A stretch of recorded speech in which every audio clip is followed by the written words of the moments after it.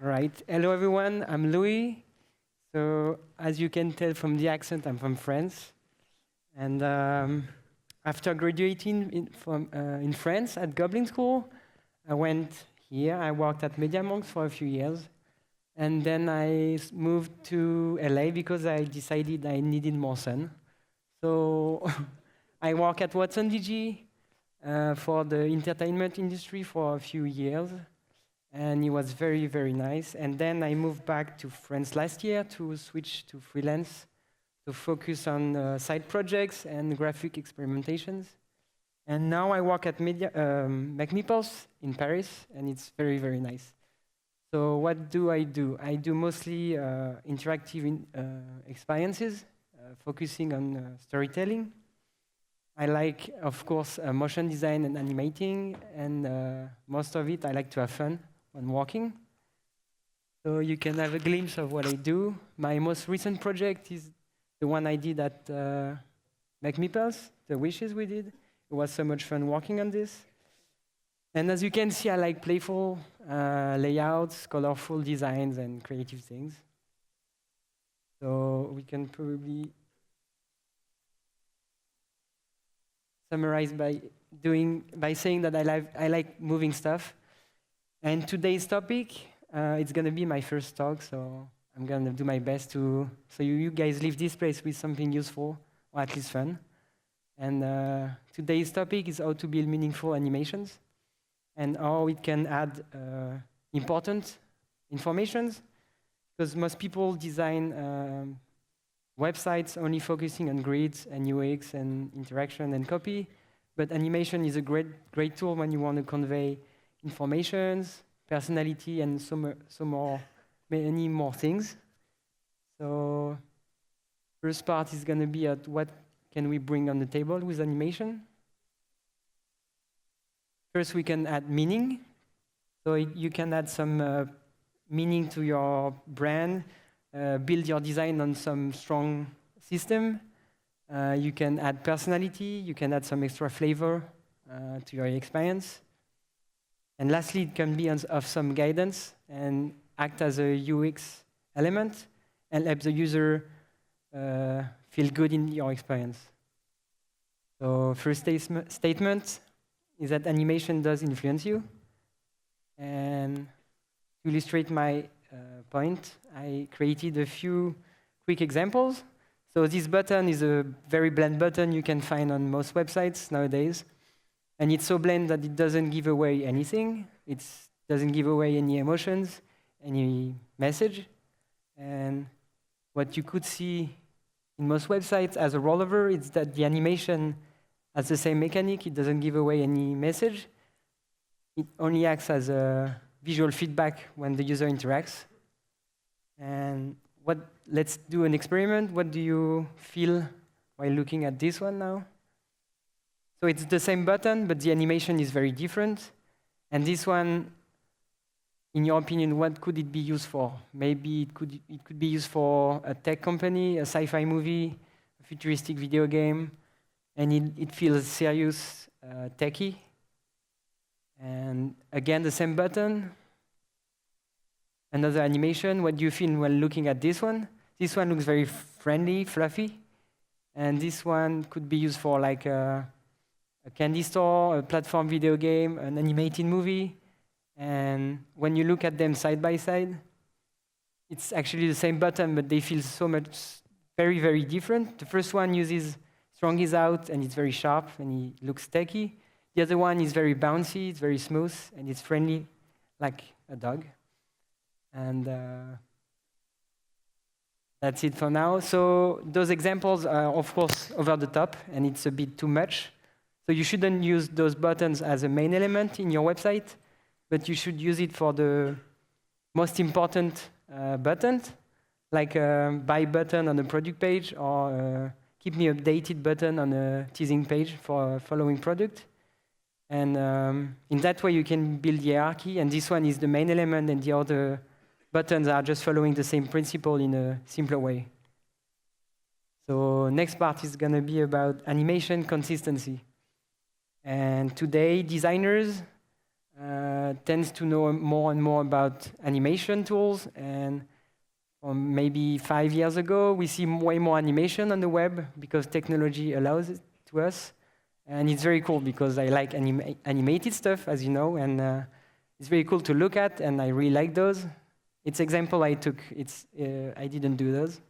And it's nice, but on the other hand, it creates something I call Smoothies websites. And it's a project where the production team, the developers and the designers, they were so excited to do an amazing website that they tried to stuff in every animation they could find on the web, even if it wasn't really fitting in the project.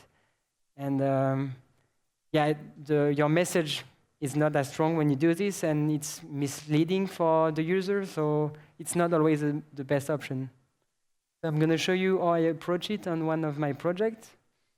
This project is for Coco, the movie. I did it 2 years ago at What's on DG, and Pixar wanted us to design an experiential website for the release of this movie.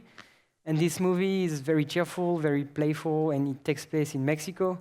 And it's anchored in a very traditional background universe of Mexico.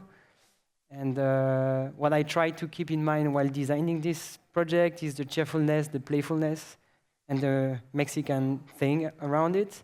And so let's look at the first look and feel of what it looks like when animated.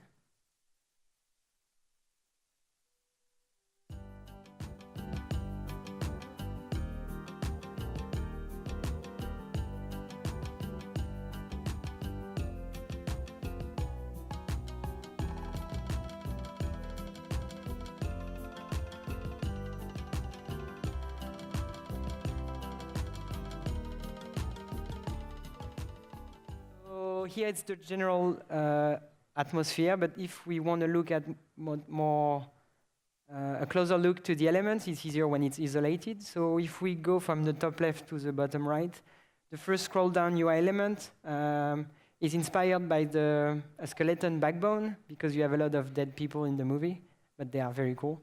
And following that, you have the drag cursor, which is a skull, because again, dead people. And here, while the page is loading, you have confettis. The loading time is very important because the user has to wait while you load this amazing experience. And so I did a reference to the Pixar animation with the lamp that I really liked. And from the music you just listened to, I designed this sound on and off button, which is my favorite element on the website, because they look like they are dancing to the music. And yeah, I like those tiny details.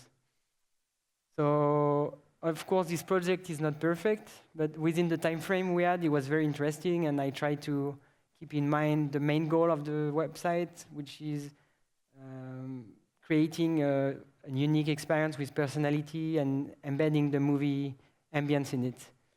So, following this, I'm going to showcase my portfolio animation system I built.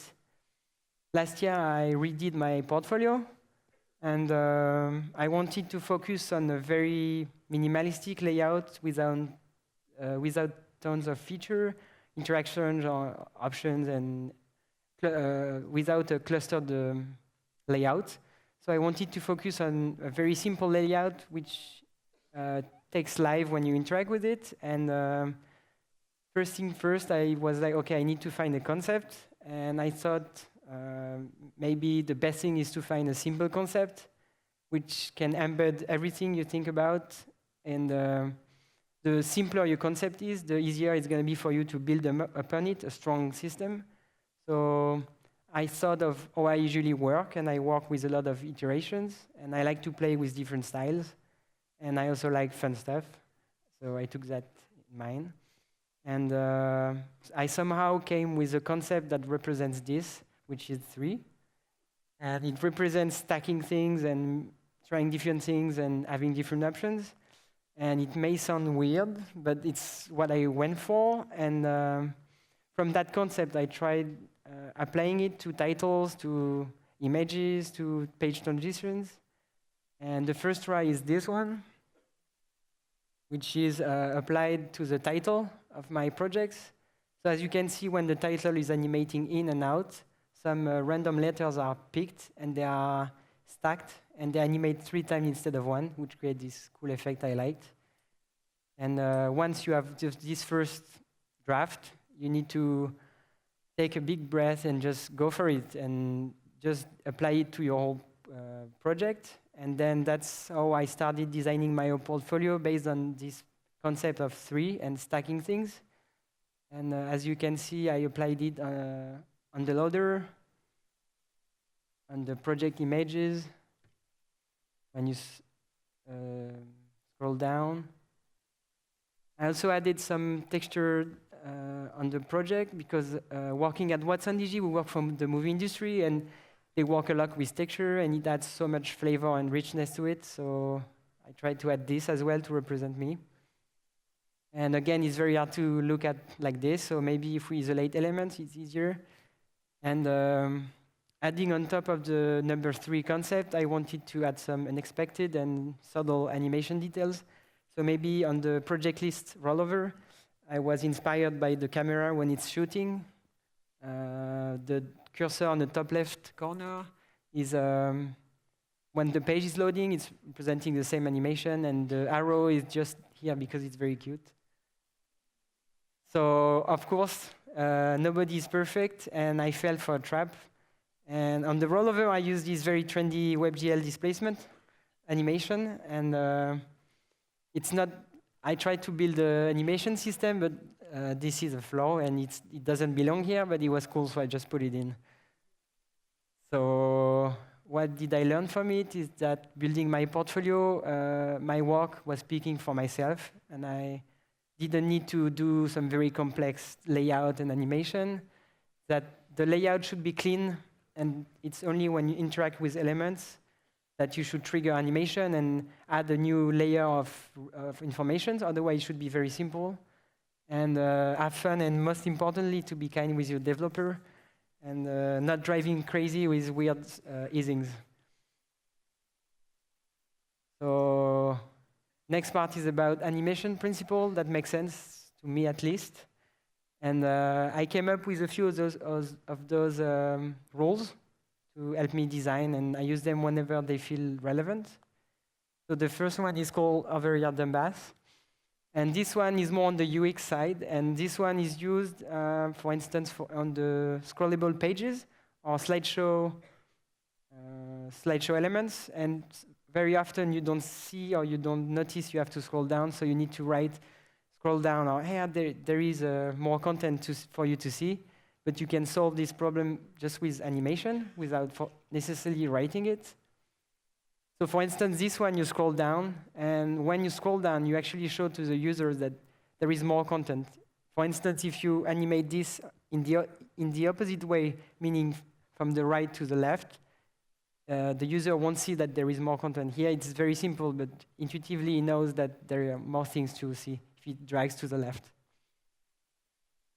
Next one is I just need 10 frames.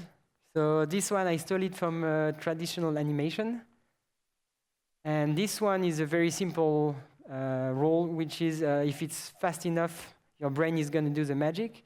So here I'm shaping a triangle into a circle, into a polygon, and etc. And instead of really morphing the shapes, I'm making one disappear and the other one appear. And it's so fast that your brain is just making it happen. And you can use this for a lot of elements when you don't have much time, because you don't want a page to load for like 5 seconds. So you can use tricks like this to still have some very interesting animations without taking 5 seconds. The next one is the follow me, and it speaks for itself. This one is more on the aesthetic looks, but I really like finding simple rules that I can apply on UI elements. And here you have the line dragging a title, and it's again, you can animate in elements very fast, but you can add some richness to it by adding After Effects and a bounce effect on the title and on the icon. It also works for horizontal compositions. And here you have once the page is loaded, you can just drag the page and all the elements are following the same motion. And I'm only going to show you those today. But the important thing you should remember is that you should come up with your own rules and use them like in your toolkit, and use them similarly to typographic rules, grid systems, and hierarchy, and use them whenever they feel like they should belong in your project. So a few words before I leave you in better hands with active theory. Inspiration is everywhere, and I try not to only use Dribble and Behance, even though I use them every day and I really like them. I try to open my mind and look at different sources of inspirations. So for instance, my main inspirations are Swiss print design, video games, animated movies, and fashion design, and you can get so much from it you don't even know, and it's very inspiring. Thank you.